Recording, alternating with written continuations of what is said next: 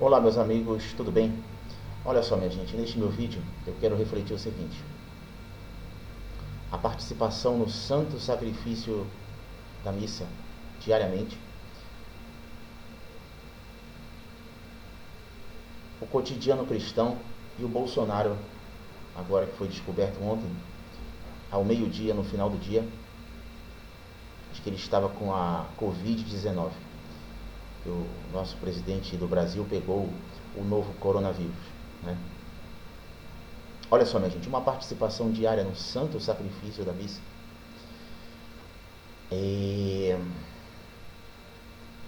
torna-nos bem presente o sacrifício que Cristo fez de uma vez por todas há 2000 anos atrás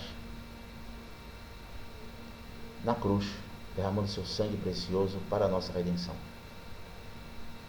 Nós assistimos à missa, que é o Calvário de Cristo, seguida de sua ressurreição e ascensão aos céus, ao participarmos da Santa Missa.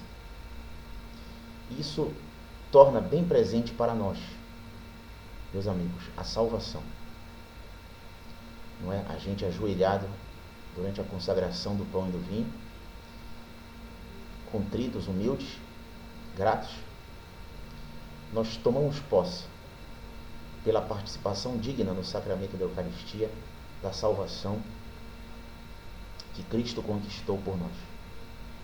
Pela nossa participação digna no sacramento da Eucaristia, ou seja, antes nós devemos ter nos confessado, a gente deve ter recebido o sacramento da penitência, se nunca mais nós nos confessamos ou se nós cometemos algum pecado mortal, né?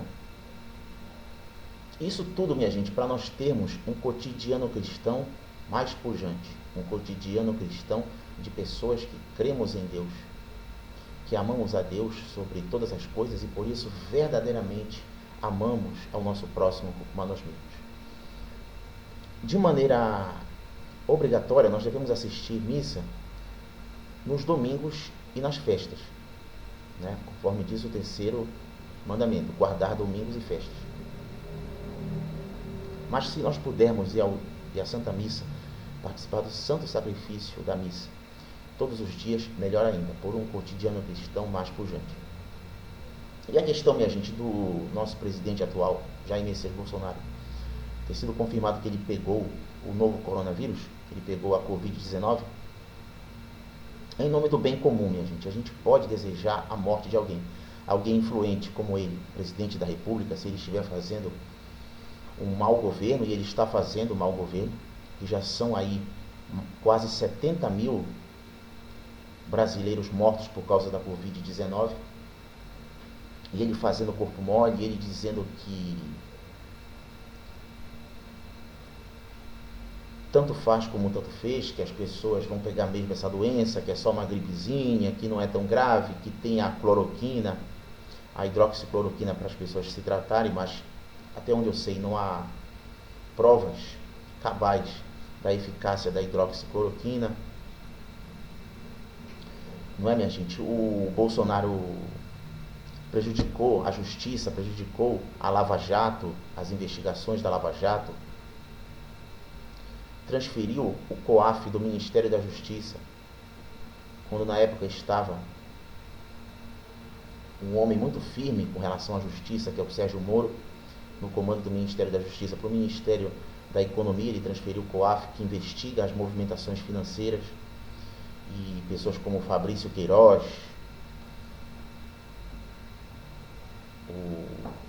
ligado ao Flávio Bolsonaro, estavam fazendo movimentações vultuosas, de valores vultuosos, e o COAF estava detectando essas movimentações financeiras de grandes valores, de muito dinheiro.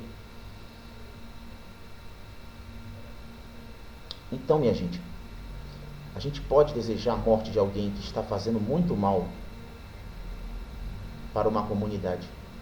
É moral desejar a morte de alguém? Então, em nome do bem comum. Um presidente da República, um filósofo como Olavo de Carvalho, charlatão, apesar dele ter muitas coisas excelentes, muita genialidade, mas ele tem muita loucura, uma vida como pai de família, como chefe de família muito questionável, e que a filha dele mais velha, Heloísa de Carvalho Martim Ribas, mostra com provas cabais que o pai é um canalha, né, que até apontou, que esse Olavo de Carvalho até mesmo, como diz a Heloísa de Carvalho, apontou uma arma para a cabeça dos filhos, ele nega, mas a filha dele afirma, ele e os outros filhos negam, puxa-sacos dele, mas a filha afirma que ele fez isso, então ele não se arrepende do mal que fez, ele que é muito influente de maneira intelectual, esse Olavo de Carvalho. A gente pode desejar a morte dele, a morte de um Caetano Veloso, que aos 40 anos de idade teve um relacionamento sexual com uma menina, Paula Lavigne, aos 13 anos, né? Quer dizer, ele parece mais um corruptor de menores, praticamente um pedófilo, porque a Paula Lavigne tinha 13 anos e ele 40.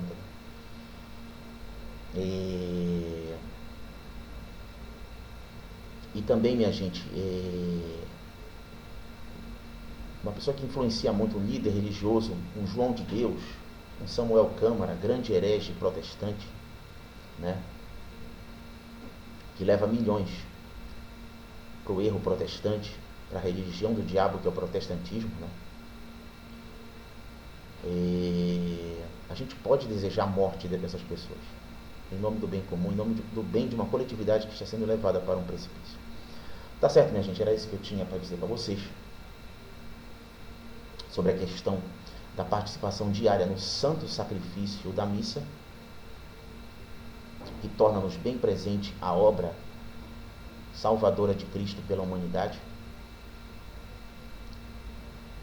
na separação do seu sangue em relação ao seu corpo, e esse sangue que se separou do corpo de Cristo, derramado, esse sangue salvou-nos, a gente participar da missa, experimentar do banquete eucarístico, experimentar do sacramento da Eucaristia dignamente, depois que a gente se confessou ao Padre, nossos pecados graves, ou se nunca mais a gente se confessou.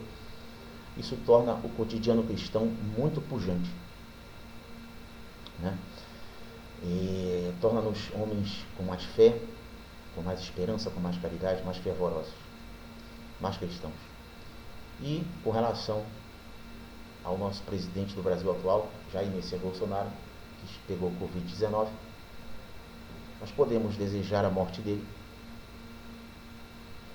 como podemos desejar a morte de qualquer outra pessoa mais influente, como um filósofo, Olavo de Carvalho, charlatão em muitas coisas, mentiroso, mente que não sente,